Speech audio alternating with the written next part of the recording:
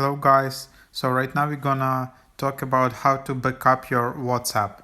So basically if you uninstall WhatsApp from your phone, but you don't want to lose any messages, you want to keep all the chats, you need to do a backup on WhatsApp.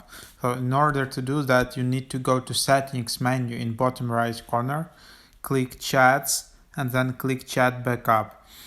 So here you can select all the options. You can select auto backup, so it can be daily, weekly, monthly, or just turn it off. You can click to include videos, uh, and then you can just click and select backup.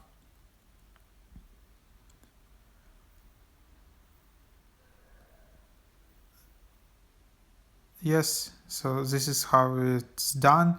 So this backup is really small because there are only a few messages on this WhatsApp account.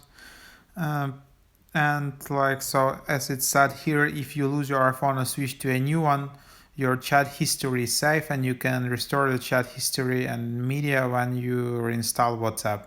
So it's really handy if you want to keep your chats. So you just need to do a backup. It's backing up to your iCloud, so if you have a lot of chats and a lot of images, videos and stuff, you will probably need to purchase additional iCloud storage. I think like 50